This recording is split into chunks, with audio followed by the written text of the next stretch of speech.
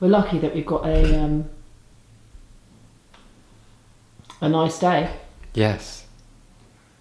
And when you're editing, is it very clear that certain bits you go, yes, I like this bit, and you can just dump the 95% that you don't need? I can hear it when you talk. Yeah. Okay. Like, okay, Paul Golden take 2. Like when you said just then, it's the experience of this and then the experience of that. It's like, okay, that's not going in. It's I know, and sometimes I can hear the beginning of the sentence.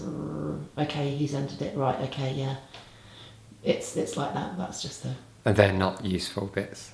Yeah, I can edit out the useful bits even as you're talking. Okay, Yeah. let's hope to give you some. Don't worry. The thing is to relax. That's the best thing, and just enjoy this because it's not life or death. No.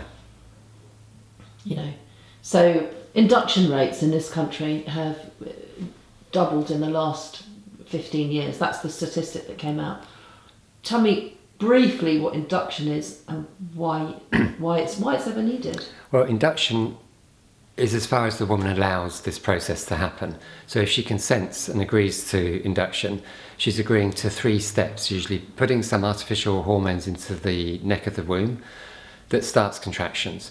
Then later on, breaking the water if they haven't broken themselves, and having the hormone drip. So they're the 3 stages of induction. Are there always 3 stages? I thought it was just an injection and that's it. No, you can have the hormone drip, but generally in the UK, they don't want to give the drip with the waters are intact, so they need to break the waters. However, if the waters are already broken, then yes, you're right, a woman could go into hospital, not have the hormone put into the vagina, into the neck of the womb, simply having the drip. That's stage 3. And if you've already had 1 and 2, you can jump straight to 3.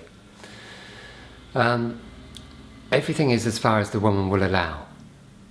So if she allows herself to have the induction, but it's not usually this way round, it's usually she's frightened and been given so much fear by a hospital that's afraid of being blamed if there's a poor outcome, that they project this fear often onto women, so women are very compliant.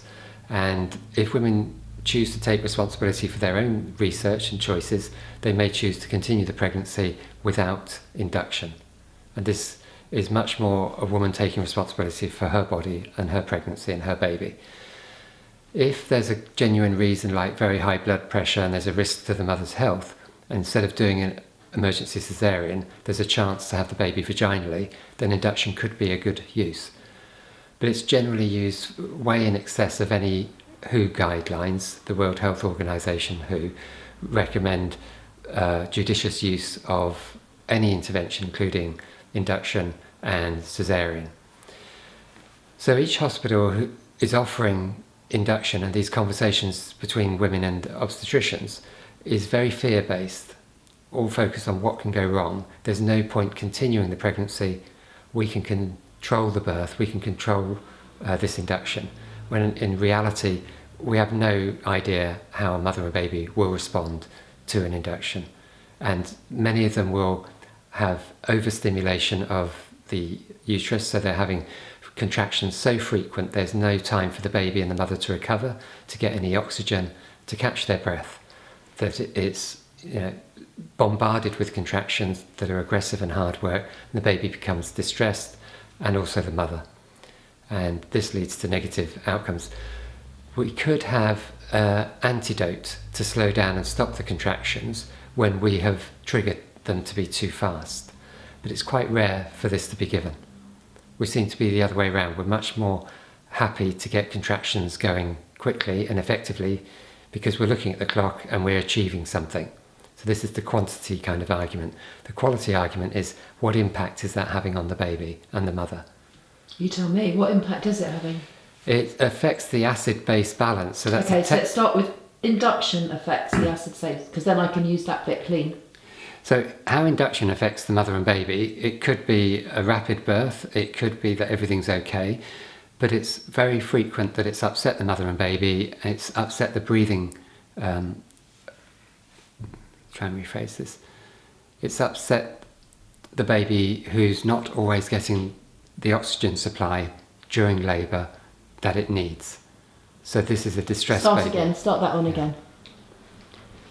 So the impacts of induction on a baby can be accelerated labour, with contractions far too aggressive and close together, so the baby doesn't catch its breath, so to speak. Although it's breathing with oxygen coming down the umbilicus, it is getting squeezed so much, the cord may be getting squeezed more.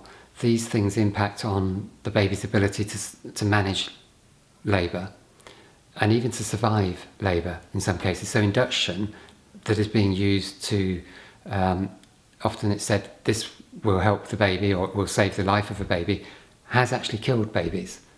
So induction itself is a risk. And to say that continuing the pregnancy is a risk, you have to balance which risk you believe is greater. But why interfere with nature unless there's a reason to? So you don't have to justify allowing the pregnancy to continue. You really need to justify any intervention. Mm-hmm.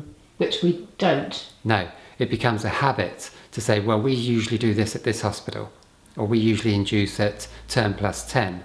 Term plus 10 is not exactly true.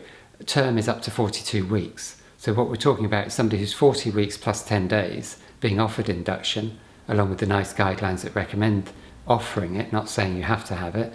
There's no reason why somebody shouldn't go to 42 or longer if they're healthy and well. And they often have different information on their dates. We are very focused on technology of scans, and scans are wrong.